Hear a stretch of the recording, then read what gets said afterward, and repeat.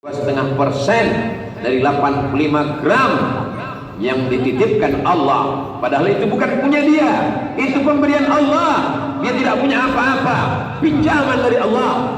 Tapi karena dia sudah kena penyakit bakhil, penyakit syuh, wa man yuqa syuhha nafsihi, siapa yang menjaga dirinya dari penyakit bakhil, fa ulaika humul muflihun, itulah orang-orang yang beruntung. Maka kita diajarkan berpuasa 30 hari lamanya, tidak makan, tidak minum.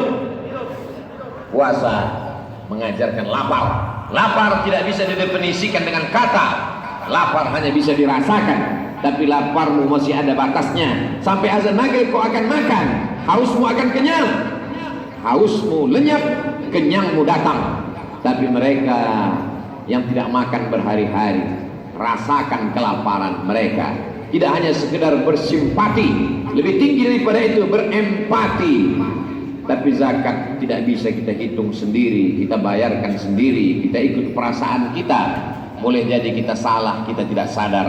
Konsultasikan, tanyakan. Kalau pendapatan saya sekian jumlahnya, apakah saya sudah wajib zakat atau belum? Apakah ini dihitung neto, bersih atau bruto, kotor? Berapa yang mesti saya bayarkan? Apakah boleh saya bayarkan kepada saudara, keluarga, istri, anak kandung? Apakah bisa disejalankan dia dengan membayar hutang? Fas'alu ahla dzikri, tanya ulama. Ada ulama-ulama yang khusus duduk di Badan Amil Zakat Nasional. Jangan kita lakukan sendiri. Banyak umat Islam ketika kendaraannya rusak dia bawa ke bengkel kendaraan. Ketika AC-nya rusak dia bawa ke servis. Ketika handphonenya rusak dia bawa ke tempat orang yang paham. Tapi masalah agama dia betulkan sendiri. Dhalla wa adalla, dia sesat, tersesat dan menyesatkan orang lain. Wa yahsabuna annakum yuhsinuna sun'a, mereka menyangka mereka sedang beramal berbuat baik, padahal amalnya jauh dari kebaikan. Satu lidi tidak dapat berbuat apa-apa. Lidi-lidi kecil hanya akan patah menjadi sampah. Begitulah zakat kita, personal, per orang, per kepala. Habis dimakan tetangga. Kita hanya memberikan ikan matang, dimakan habis, besok dia akan mengemis kembali.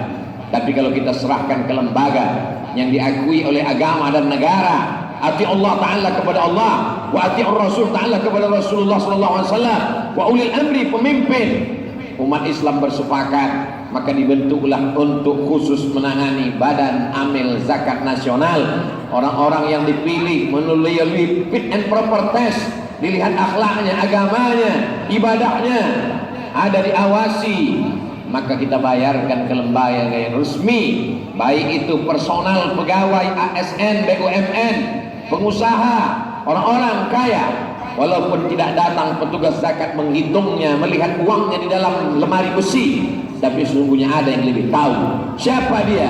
Wa nahnu aqrabu ilaihi min hablil warid, kami lebih dekat kepada hamba kami itu daripada urat nadinya sendiri. Silakan tidak berzakat, tapi Allah Maha tahu. Silakan memakan zakat. Uang zakat 2,5% milik fakir miskin, milik du'afa, kita makan. Ayyuma lahmin, setiap daging di badan, nabata min haramin, tumbuh dari yang haram, fannaru aulabi, tempatnya api neraka. Tiap hari kita berdoa, waqina adzabannar, Allahumma ajirna minan nar. Tapi ternyata bagian dari daging badan kita itu memang mesti dibakar oleh neraka. Kenapa? Karena kita memakan zakat.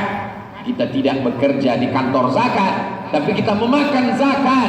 Mengapa kita makan zakat? Karena ada hak orang lain dalam gaji kita, ada orang lain yang punya hak dalam kelapa kita, ada milik orang lain dalam padi kita, maka kita keluarkan supaya kita selamat. Zakat mensucikan harta. Khul, apa kata Allah kepada Nabi Muhammad sallallahu alaihi wasallam? Khul min amwalihim, ambil harta mereka ya Muhammad sallallahu alaihi wasallam, tutahhiruhum, untuk mensucikan, wa tuzakkihim, membersihkan mereka. Tidak ada jalan lain kecuali berzakat, meminta ampunan Allah Subhanahu wa Ta'ala. Lalu kemudian orang-orang yang tidak berzakat itu berdoa siang, pagi, petang dan malam, Allahumma hdina fiman hadait, berikan kami hidayah, ihdinas shiratal mustaqim, tunjukkan kami jalan yang lurus. Tapi ternyata doa tidak dikabulkan. Mengapa doanya tidak dikabulkan? Mat'amuhu haram, makanannya haram, padahal dia makan nasi. Padahal dia minum air putih halal, bukan materinya, bukan bendanya.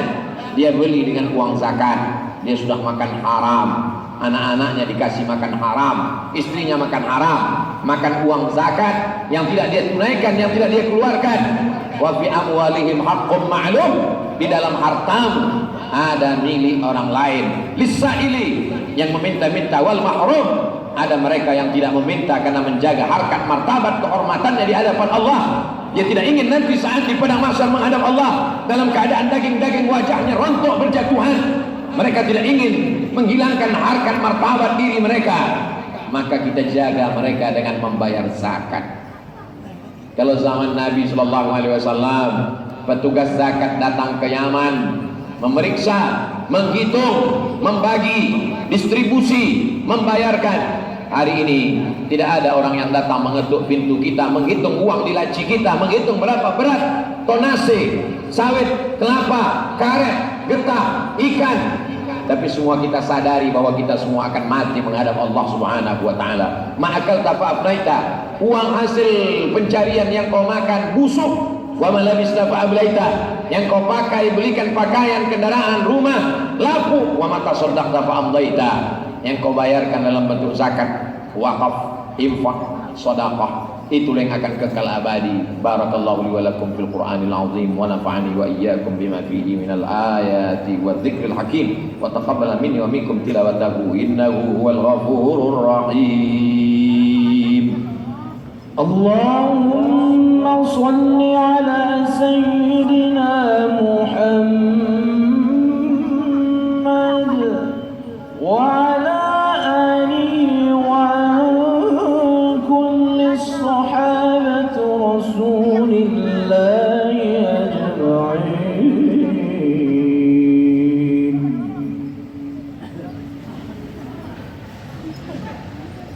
Alhamdulillahi wa kafa, wassalatu wassalamu ala al-habibil mujtaba wa ala alihi wa ashabihi ahli tuqa wal wafa.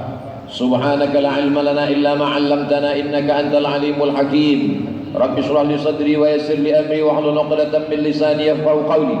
Asyhadu an la ilaha illallah wahdahu la syarika lah wa asyhadu anna sayyidana Muhammadan 'abduhu wa rasuluhu la nabiyya ba'da. Allahumma shalli ala sayyidina Muhammadin an-nabiyil ummi wa ala alihi wa sahbihi wa barik wa sallim. Qala Allah ta'ala fil Qur'anil 'azim wa huwa asdaqul qailin. A'udzu billahi minasy syaithanir rajim. Bismillahirrahmanirrahim. Wal 'ashr.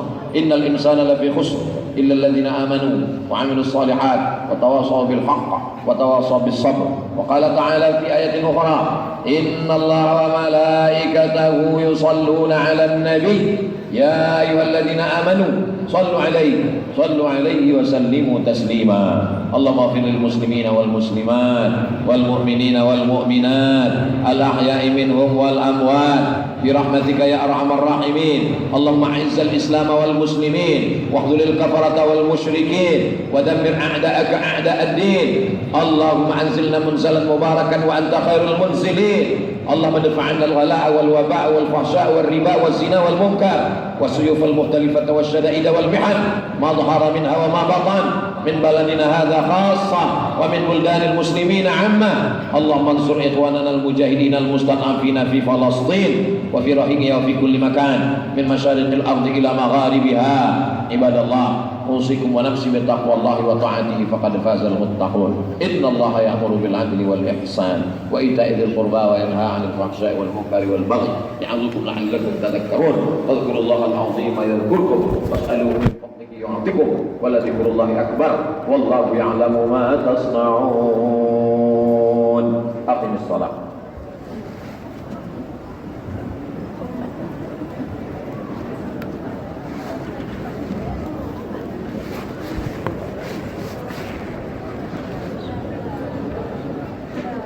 الله أكبر الله أكبر. أشهد أن لا إله إلا الله. أشهد أن محمدا رسول الله. حي على الصلاة حي على الفلاح قد قامت الصلاة قد قامت الصلاة. الله أكبر الله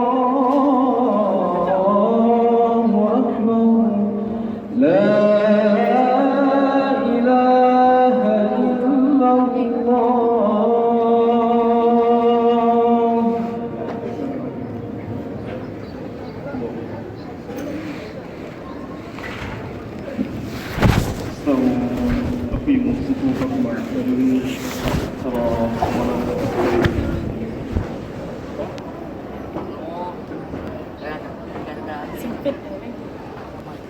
الله أكبر.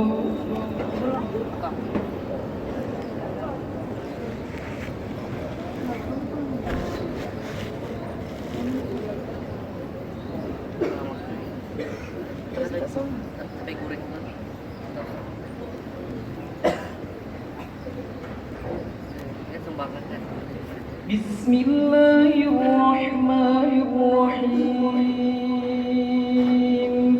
الحمد لله رب العالمين الرحمن الرحيم مالك يوم الدين إياك نعبد وإياك نستعين اهدنا الصراط المستقيم صراط الذين أنعمت عليهم غير المغضوب عليهم ولا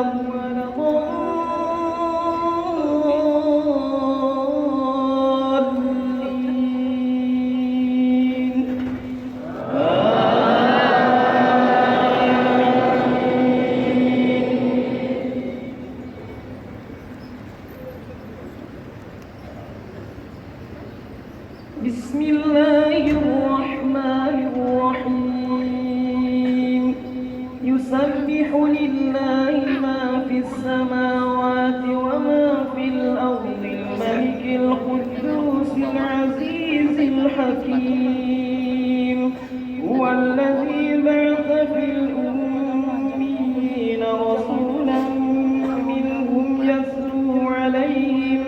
يتلو عليهم آياته ويزكيهم ويعلمهم الكتاب والحكمة وإن كانوا من قبل لفي ضلال مبين وآخرين منهم لما يلحقوا بهم وهو العزيز الحكيم ذلك فضل الله يؤتيه من يشاء والله ذو الفضل العظيم مثل الذين حملوا التوراة ثم لم يحملوها كمثل الحمار يحمل أسفارا بئس مثل القوم الذين كذبوا بآيات الله والله لا يهدي القوم الظالمين قل يا أيها الذين هادوا إن زعمتم أنكم أولياء لله من دون الناس فتمنوا الموت إن كنتم صادقين ولا يتمنونه أبدا بما قدمت أيديهم والله عليم بالظالمين. الله أكبر.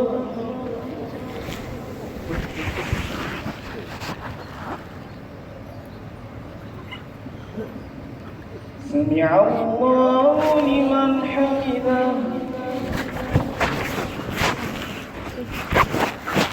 الله أكبر.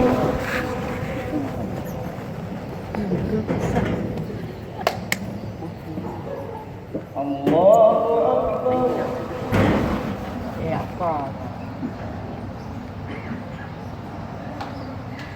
الله أكبر.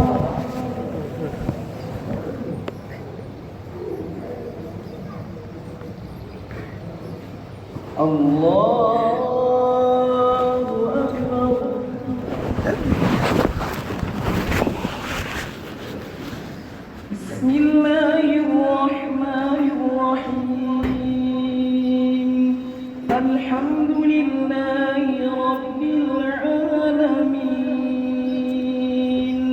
الرحمن الرحيم مالك يوم الدين إياك نعبد وإياك نستعين اهدنا الصراط المستقيم صراط الذين أنعمت عليهم غير المغضوب عليهم ولا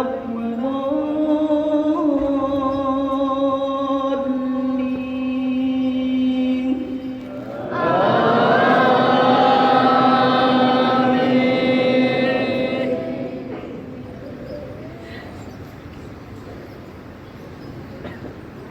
قل إن الموت الذي تفرون منه فإنه ملاقيكم ثم تردون إلى عالم الغيب والشهادة فينبئكم بما كنتم تعملون يا أيها الذين آمنوا إذا نودي للصلاة من يوم الجمعة فاسعوا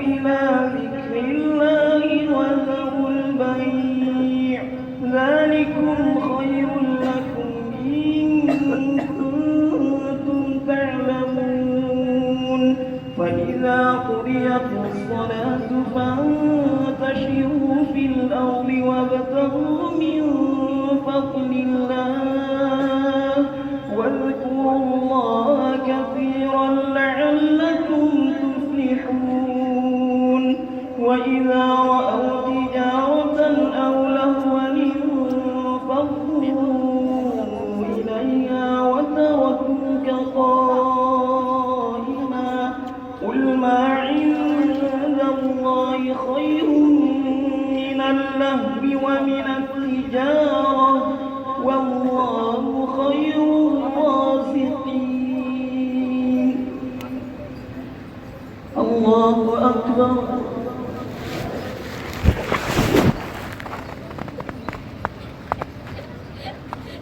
سمع الله لمن حمده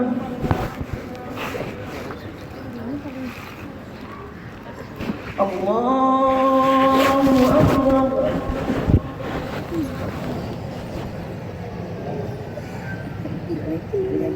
الله أكبر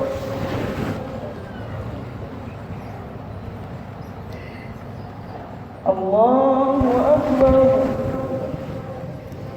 الله أكبر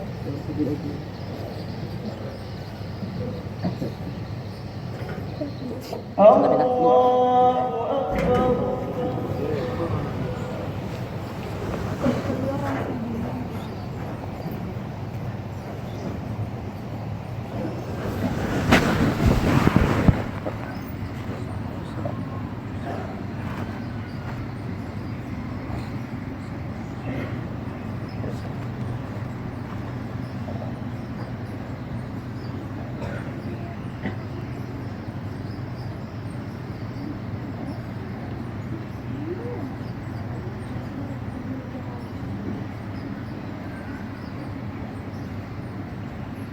السلام عليكم ورحمة الله السلام عليكم ورحمة الله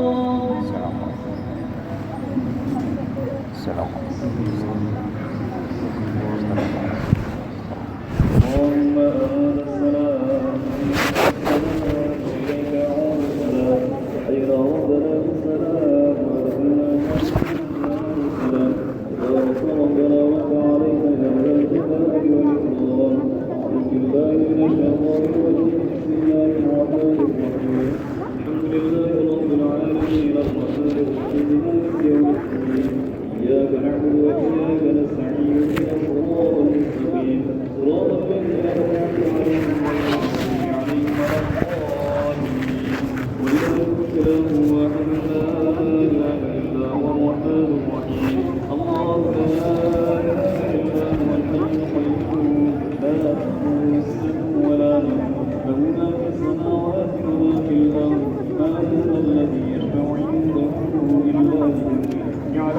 بين أيديهم ولا خلفهم ولا يحيطون بشيء من علمه إلا بما شاء وسع كرسيه السماوات والأرض ولا يئوده حفظهما وهو العلي العظيم اللهم على ذكرك وشكرك وحسن عبادتك لنا سبحان الله سبحان الله سبحان الله سبحان الله سبحان الله سبحان الله سبحان الله سبحان الله سبحان الله